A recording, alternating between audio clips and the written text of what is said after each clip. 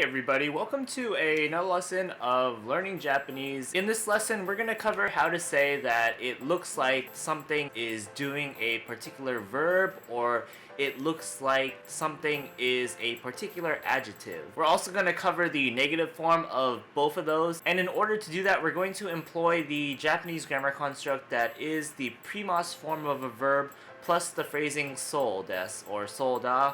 Alternatively, if we're using adjectives, we're going to use just the stem form of the adjective plus the same phrasing, soudesu or souda, to mean exactly what I just said in the first part of this video. So when we use this Japanese grammar construct, the soudesu or souda with the premost form of verbs or the stem form of adjectives, what it translates to is basically it looks like, it seems like something, and the specifics here is that you, the speaker, whoever is talking, is kind of just making an estimation or an assumption, basically a subjective analysis based on appearance or intuition. And it's very important to note the subjectiveness of this grammar pattern because we do have an alternative grammar pattern when we're dealing more with statements based off of objective information. And when we cover that grammar construct in the probably next video, it's also going to use the same phrasing here, soudesu or souda. So the distinction that we need to make here in order to know that this is the one that means looks like or seems like, more of a subjectiveness to it,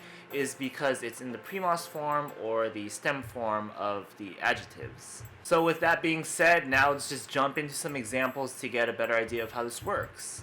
So first up, as always, we're going to cover the verbs first, and for our first example, we're going to use what is arguably the most common line uttered in this grammar pattern, and that line is Ame ga furiそうです. And what this translates to is just basically, it looks like it's going to rain.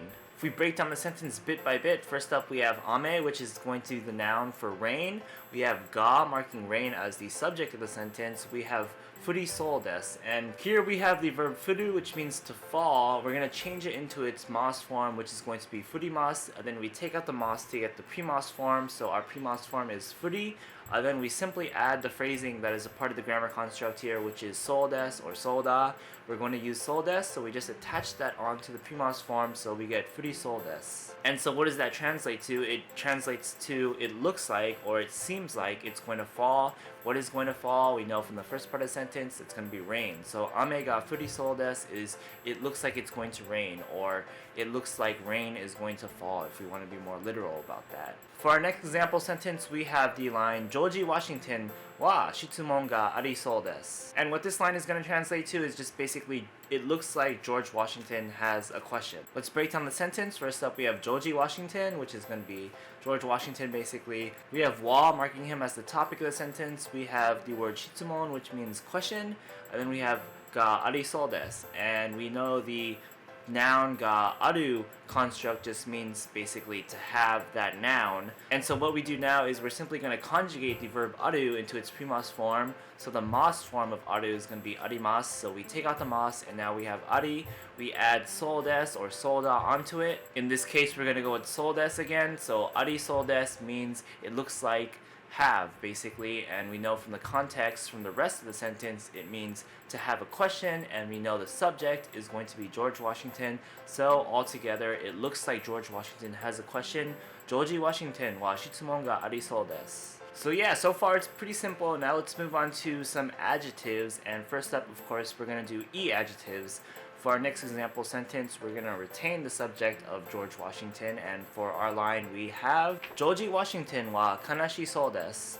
And what this line means is just it looks like George Washington is sad. Let's break down the sentence bit by bit. Again, if we start off with George Washington, we have wa, marking him as the topic of the sentence. We have the e-adjective kanashi, and we're gonna take the stem of this, which basically just means dropping the final e at the end of it, so kanashi turns into kanashi. And then we're gonna add the phrasing again, soudesu, right after that, attach it to the end of kanashi, and we have kanashisou desu. And so all together, George Washington wa kanashisou desu is just, it looks like, it seems as if George Washington is sad. For our next example with e-adjectives, we have another pretty simple line. We haveあの人は強そうだ. And what this line translates to is just that person looks strong. Let's break down the sentence. We have あの人 Ano means that, hito means person. So ano hito means that person. We have wa marking him or her as the topic of the sentence. We have the I-ADJECTIVE suyoi, and we're going to drop that final I to get the stem of it, so it just turns into suyo. Then we add solda, we're going to keep it plain here, so we're using soda instead of soudesu. And so, suyo soda means looks strong. What looks strong? That person. Ano hito wa suyo soda. Now we'll move on to the not adjectives, and we're just going to do one example for this because not adjectives are relatively simple in that the stem form of a not adjective is just the not adjective itself, so we don't have to do anything too complicated. So for our example sentence, we have この本は複雑そうです. And what this line is going to translate to is just basically this book looks complicated. If we break down the sentence bit by bit, first up we have kono, which means this, we have hon, which means book, so this book, wa marking it as the topic, and then we have the not adjective, and then we finish the sentence just by adding that phrasing at the end of the not adjective. So after fukazatsu we add sou desu, and it's just going to translate to looks complicated. この本は複雑そうです. Okay, so that should cover non-adjectives enough, and now we would move on to nouns, but for whatever reason, nouns cannot be used in this grammar construct when it's in the affirmative form. So we can't use nouns when this is a positive sentence, but we can use nouns when this is used in the negative sense. So if this grammar pattern is used in the negative, as in it does not look like, then we can use nouns, but before we cover that, we'll have to restart and cover how to do the negative sense for verbs and adjectives, and then we'll cover nouns at the end.